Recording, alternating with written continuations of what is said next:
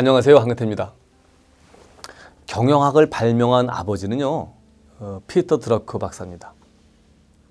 그는 지식의 중요성, 지식 노동자의 생산성 등에 아주 많은 관심을 보였죠. 그리고 그 자신이 실제 가장 생산성이 높은 지식 노동자의 모델로 활동했습니다. 그렇다면 그는 어떤 식으로 일을 했을까요? 어떻게 자신의 생산성을 높였을까요? 그의 생산 방식을 한번 들여다보면 배울 게 많습니다. 첫째, 그는 늘 새로운 곳에 도전했습니다. 그는 여러 가지 직업을 가졌습니다. 함부르크에서 무역회사 직원으로 일했고요. 투자은행의 프랑크푸르트 지점에서 일하기도 했습니다. 신문에 칼럼을 실기도 했고요. 나중에 교수가 되었죠. 여러분, 새로운 곳에 도전해야 기존의 지식이 빛이 나고 지식의 폭이 넓어집니다. 그는 다른 큰 대학의 요청을 뿌리치고요. 아주 조그만 베닝턴 대학을 선택했습니다. 바로 효과적인 학습을 위해서입니다.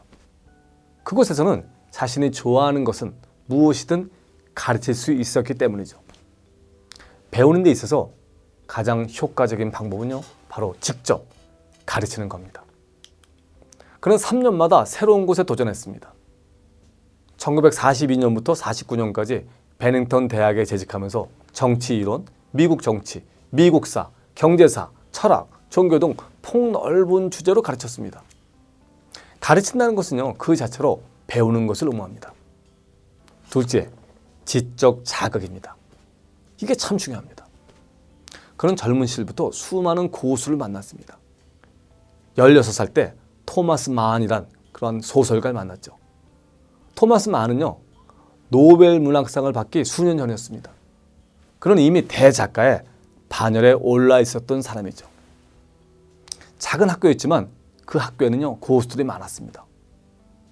모던 댄스의 마사 그레이엄, 경제인류학자 칼 폴라니, 정신분석학자 에릭 프롬, 건축가 리하르트 노이트라 등이 있었습니다.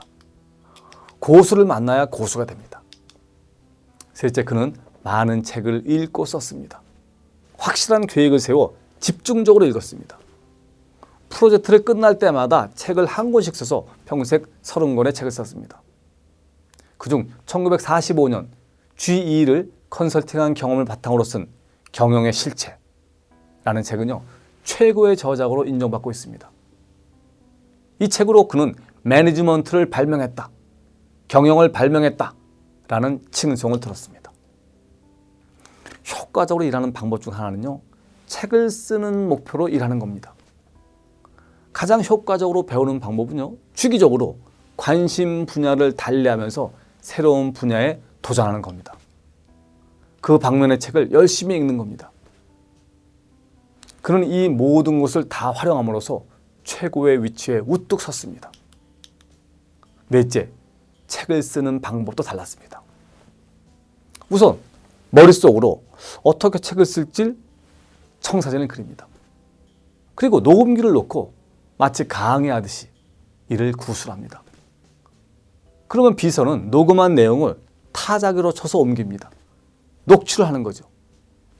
그는 녹취 내용을 보면서 몇 번이고 다시 씁니다. 그런 과정을 거치면서 반복하면서 생각의 완성도를 높여갑니다. 정말 탁월한 방법이 아닐 수 없습니다. 다섯째, 자신의 강점에 집중해 성과를 거두었습니다. 자신이 원하는 것이 무엇인지를 늘 생각하고 그것에 따라 행동했습니다.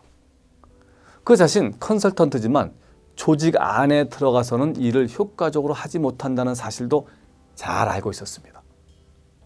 2003년 9월 타계한 마빈 바워는 맥킨지 컨설팅을 세계적인 컨설팅 회사로 성장시킨 인물입니다. 드러커는 5, 6년간 매주 토요일 오전 맥킨지에서 컨설팅이란 무엇인지에 대해 가르쳤습니다. 하지만 맥킨지와는 일하지 않았습니다. 여러 번 스카우트 제의를 받았지만 혼자 일하는 것이 효율적이라 생각했기 때문입니다. 하버드 대학으로부터 4번이나 초청을 받았지만 거절하고 베닝턴 같은 조그만 대학에서 일을 했던 것도 자기 스타일대로 일하고 싶었기 때문입니다. 성과를 내기 위해서는요, 자기 스타일대로 일을 해야 합니다. 여러분들도 여러분들만의 일하는 방법, 생산성 올리는 방법을 강구하셔야 됩니다. 감사합니다.